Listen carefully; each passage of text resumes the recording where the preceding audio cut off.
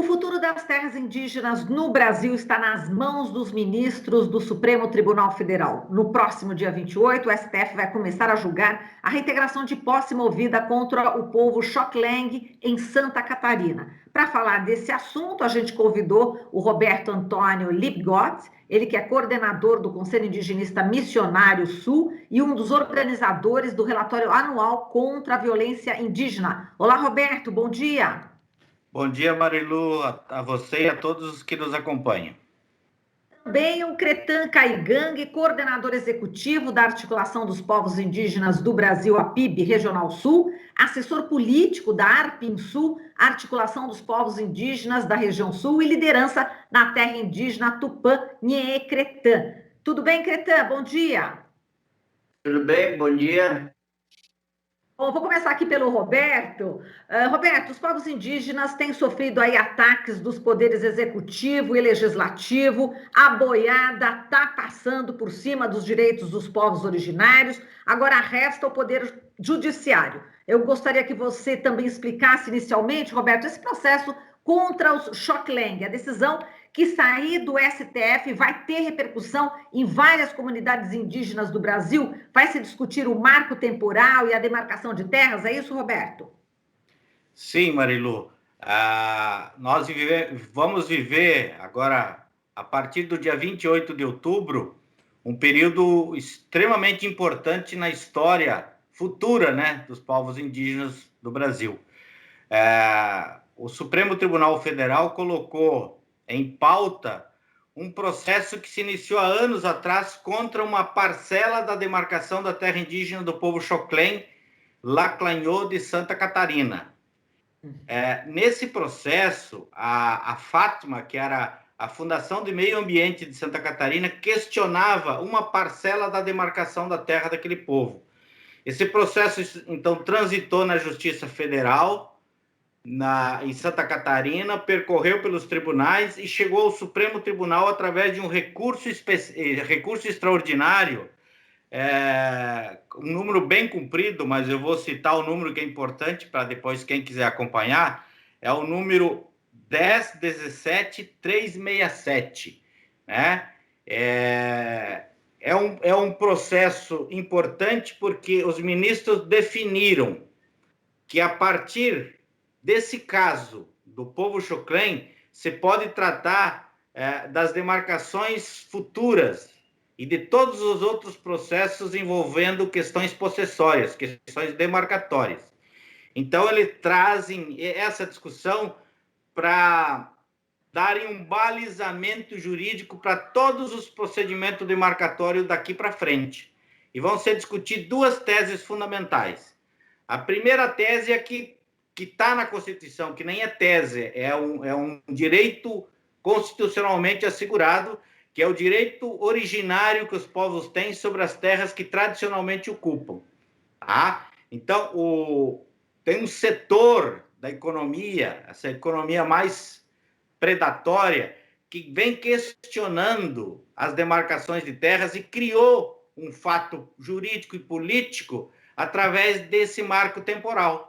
Né? Então, o direito originário está sendo confrontado pelo marco temporal, que diz o seguinte: os povos indígenas só teriam direito a requerer uma demarcação se nelas estivessem durante a promulgação da Constituição Federal de 1988.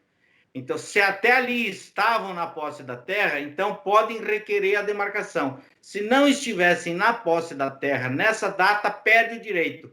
Então, é uma tese absurda, porque ela cria um direito para trás, não um direito para frente. Normalmente, o direito é para assegurar garantias futuras, né? Não é?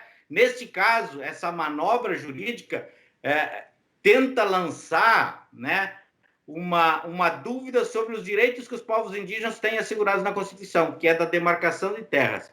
Ou seja, se pleiteia, através dessa tese jurídica, a inviabilidade das demarcações futuras, a revisão de demarcações passadas, né? E ainda um terceiro objetivo, que é da exploração territorial daquelas terras que foram demarcadas. Então, é uma perspectiva que a gente chama da desconstitucionalização, retirar os direitos da Constituição, e da desterritorialização, retirar os povos das suas terras. Então, é uma tese que ela cabe perfeitamente dentro de uma lógica de uma antipolítica indigenista genocida, que é o que se pretende no país. E a gente acredita que os ministros do Supremo Tribunal Federal vão, neste momento, assegurar o direito constitucionalmente já estabelecido, que é o direito à terra como um direito originário, como um direito anterior, e um direito que é imprescritível, que não se prescreve ao longo do tempo. Essa é a nossa perspectiva e a mobilização toda dos povos indígenas segue por esse caminho. Muito bem. E, Cretan, a importância dessa decisão do STF, né, para o povo Xoklen e, como diz o Roberto, também para vários povos indígenas do país. Queria que você contasse também um pouco o histórico desse povo, dessa terra que está em questão também, esses dois pontos, Cretan. Então, o povo Xoklen é um povo que ele estava no litoral, né, de Santa Catarina, e ele foi exprimido nessa região, suprindo ali por Blumenau, né? A Blumenau, por exemplo, foi construída em cima do território Xoklen, e foram espremendo eles, a colonização foi espremendo eles até chegar lá em cima. E a última grande crime que foi cometido com o Xoklen ali foi a barragem, né, de contenção, que é para não alagar as cidades que estão abaixo, né, da terra Xoklen, né? Então, um território gigantesco onde que eles perderam praticamente 70% do território Xoklen. Mas o que pega para nós, os indígenas? Porque hoje nós temos uma demanda muito grande a nível de Brasil, em torno de 530 processos hoje que estão totalmente paralisados nesse momento com esse governo, porque desde então, quando ele era candidato, quando ele se pronunciou a primeira vez falando que não demarcaria nenhum palmo de terra indígena caso ele fosse eleito, e daí quando ele foi eleito, ele disse, voltei atrás, agora eu não demarco um milímetro. E ele tem cumprido com isso, com ações, inclusive, de redução de direito, né? Desde 30 minutos após a eleição que ele ganhou como presidente, nós já tivemos mais de 30 invasões de terras indígenas em todo o território brasileiro. Mas o que pega? Isso aí é uma ameaça, por exemplo, no caso do Supremo votar contrário à questão desse processo, nós temos uma população gigantesca, né, de reivindicação dessas demarcações. E nós temos uma população de crianças, que são a nossa futura geração, que pelo levantamento, 70% das crianças que estão hoje em área reivindicada para demarcação crianças. Então, há uma necessidade de, não é só o Estado, ou as pessoas, os políticos, ou a sociedade que fala para nós, o Brasil tem uma dívida com vocês. Agora está na hora do Supremo mostrar, né, que essa dívida vai ser paga de alguma maneira. Claro que a dívida é gigantesca, mas uma das dívidas é a garantia do território, porque eu não conheço nenhum povo até hoje que não reivindique seus territórios tradicionais. E por que é uma das coisas que é importante a sociedade saber, porque na época da colonização no Brasil, essas companhias de colonização retiravam nós de cima das nossas terras e colocavam nós em reservas, em outras terras, em pequenas terras. Quando veio a ditadura militar, houve um avanço muito grande de retirar nós dos nossos territórios tradicionais, inclusive colocar povos com outros povos que eles não eram do mesmo, a mesma cultura, a mesma maneira de viver, né? Porque cada povo tem uma cultura e uma maneira diferente, inclusive povos inimigos um do outro, né? Então, é necessário que o Estado reveja o que aconteceu no passado com nós. E o direito originário é direito originário, está na Constituição. A Constituição, ela é do Brasil, mas nós temos direito originário, que é o direito ao nosso território. Então, como eu falei, eu não acredito que o Supremo dê contrário a essa decisão. Eu confio muito porque a gente está... Tudo que está no alcance nosso como lideranças e como movimento indigenista, né, que é o caso do CIMB e outros movimentos que nos acompanham, que nos apoiam, que apoia a PIB, a gente está firme nesse pensamento de que sairemos com essa vitória. Sabemos que não é fácil, que é difícil, porque nós temos não é só um governo, a gente tem todo um grupo muito bem organizado. Eu entrei no movimento movimento indígena em 2000, mas de lá para cá eu não fiz nada a não ser lutar pela questão do direito. Já passamos pela PEC 215, já passamos aí pela portaria 303, foi imensidão de luta para a gente garantir os nossos direitos na Constituição, que é os dois artigos que nós temos lá, né, que é o 231 e 232. Eu sempre falo que a sociedade brasileira tem 325 artigos na Constituição e não conhece seus direitos. Deixa que a bancada ruralista, aí que essa bancada aí, que agora está junto com esse governo aí, né, que são como é que se diz, o centrão, deixam esses caras ser os guardiões da Constituição. É diferente de nós, os indígenas, que ninguém é guardião da nossa Constituição. Os guardiões da Constituição, dos dois artigos, somos nós, porque foram construídos aí pelos nossos avós, pelos nossos companheiros, como é o caso do CIMI, de várias outras organizações aí que tiveram durante a Constituição. Eles são os guardiões e nós somos os guardiões. Nós não larga na mão aí de bancada ruralista e nem na mão aí de centrão, né? Que é hoje os maiores aliados aí desse momento, desse governo aí. Exato. E a gente hoje está vivendo aí um Pantanal em chamas, Amazônia sendo desmatada, e a gente sabe que os povos indígenas são exatamente aqueles que cuidam da natureza, que protegem a natureza, a fauna e a flora. Eu vou voltar com você, Cretã, vou passar agora a falar para o Roberto, para falar exatamente da pressão, como você citou, bancada ruralista, o centrão. A gente sabe que tem pressão para todo lado por parte de poderosos setores econômicos contra as comunidades indígenas. E a gente sabe que o Roberto é um dos organizadores, né, do relatório anual contra a violência indígena. Eu queria que você falasse, Roberto, quais são esses setores que fazem essa pressão e também os últimos dados, porque a violência é crescente nas comunidades indígenas, né, contra os povos. Sim, Marilu. Há um sistema organizado dentro do governo federal de ataque aos direitos fundamentais, de modo geral, da população. Mas a ameaça e as ações constantes contra os povos indígenas, elas vêm se dando desde a posse do governo Bolsonaro. Nós temos a impressão que o Estado, a partir do Bolsonaro, se tornou o avalizador do crime, o avalizador das invasões, o avalizador dos incêndios nas florestas, né? Porque no ano passado, em setembro, eles instituíram o Dia do Fogo. Uhum. Eles atearam fogo em vários pontos da Amazônia ao mesmo tempo.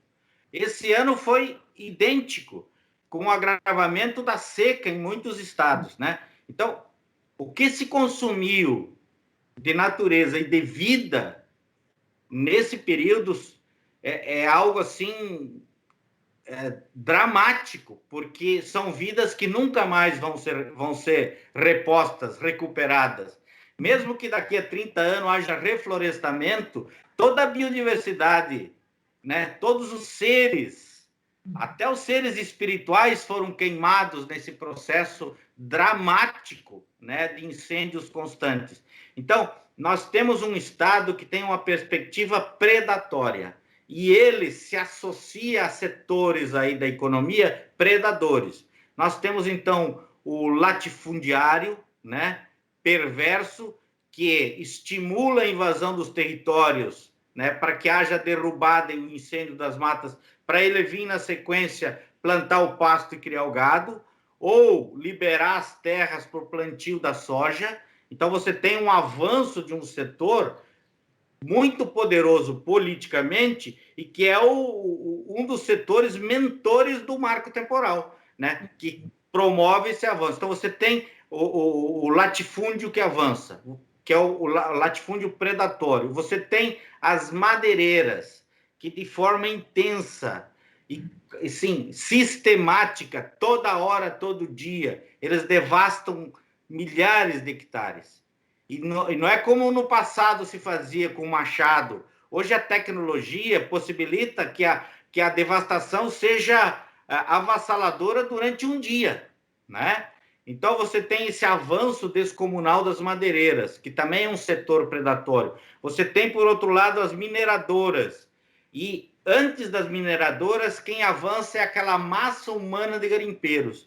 Então, nós temos áreas como o Yanomami, como o Munduruku e tantas outras em Rondônia, que o avanço dos madeireiros ele é avassalador, né? Entre os Yanomamis são mais de 10 mil garimpeiros, né? São mais de 50 focos de garimpo entre os Munduruku, no meio dos territórios. Então, é uma massa humana que ela é predatória e a vida na frente não importa, né? O que importa é a cobiça. Então, e atrás, depois do garimpo, vem as mineradoras.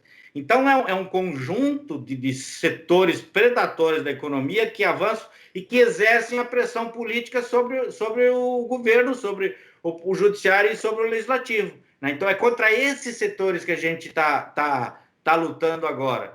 E o Supremo Tribunal Federal tem uma responsabilidade imensa. Ele coíbe isso, botando a Constituição em primeiro lugar, ou ele vai ser avalista do genocídio e da devastação, né? Ele vai ser avalista do genocídio. Então, o próprio ministro Gilmar Mendes já disse que durante a pandemia o governo promoveu uma política genocida.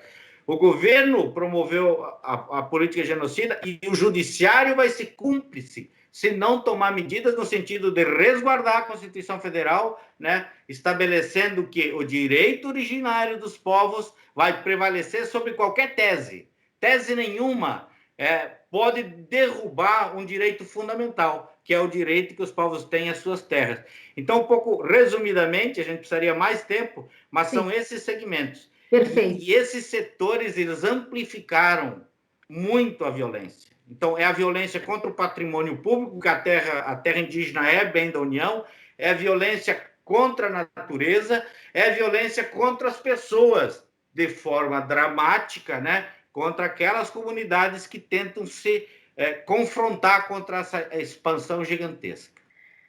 Sobre essa violência que o Roberto, né, estava citando, o Cretan, que os indígenas sofrem aqui no Brasil, eu lembro de ter entrevistado, em 2017, a filha de uma indígena do Morro dos Cavalos, que teve a mão decepada nessa luta por demarcação de terras. O que a gente percebe, fazendo uma busca rápida, né, pela internet, que decepar mão, braço, é uma situação recorrente, né? Enfim, entre os povos indígenas, quer dizer, eles são vítimas desse tipo de violência. Como é que é essa violência aí no sul do país? Então, na região sul do Brasil, ainda no Brasil, a única região europeia ainda que resta é no Brasil. E é uma região ainda racista e preconceituosa.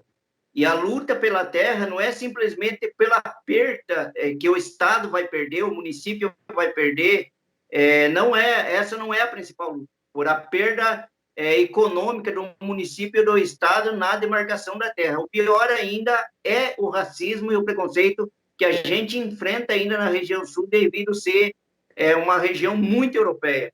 Por exemplo, teve também em datas próximas ali, que foi o caso do Namblá Chokreng também, né, que foi assassinada a pauladas, porque é indígena, né, que foi morto. E o Vitor Caingang, de 5 anos, que foi degolado numa rodoviária também em Santa Catarina, todo no estado de Santa Catarina. E saiu leite com sangue da garganta dele quando a mãe dele estava amamentando. Então, para você ver, a região sul é uma região, a briga não é pela questão econômica das terras indígenas. A briga é de não aceitar nós como indígenas, pelo menos é o entendimento que eu tenho sobre essa questão desse momento que a gente atravessa na região sul, que é um momento que hoje o Brasil acordou, porque hoje não tem nenhuma parte do Brasil, principalmente aonde avançou o agronegócio, que foi a questão do avanço das fazendas, das agropecuárias, por parte da soja também, em todo o Brasil, que não são do Sul.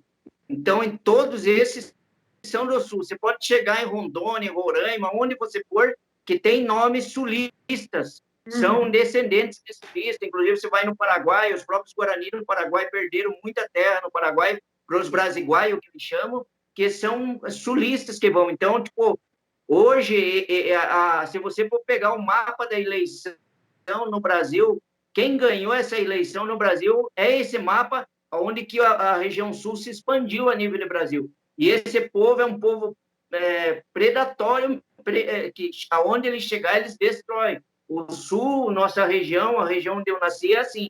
A Mata Atlântica, por exemplo, a Araucária deu lugar para a soja. As nossas terras deu lugar para a soja, deu lugar para o agronegócio. Então, para nós, assim, que somos indígenas da região sul, é muito dolorido para nós quando a gente fica sabendo o que está acontecendo em outras regiões, porque foi o que aconteceu com a gente.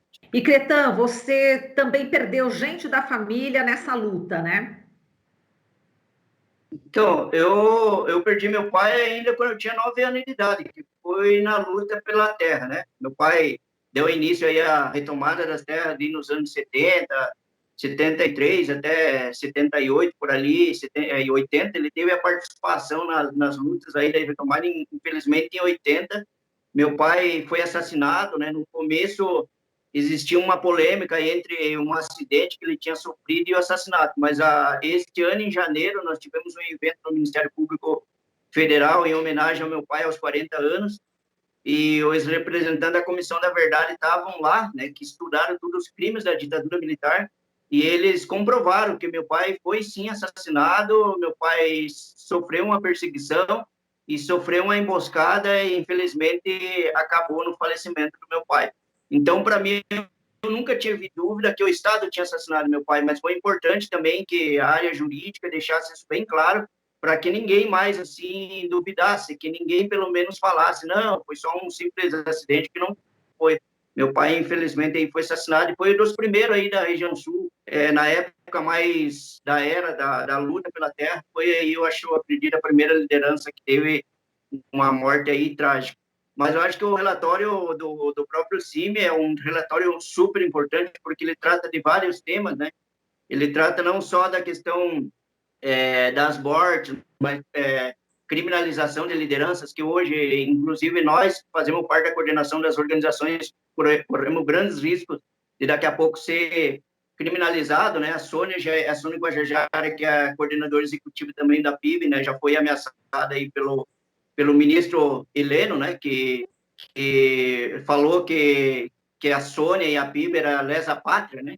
E que teria que receber punições por parte do Estado, e eu acredito que eles devem usar isso internamente aí para finalizar. Então, a gente também procura ser prevenido do que está acontecendo, mas é uma coisa que precisamos enfrentar.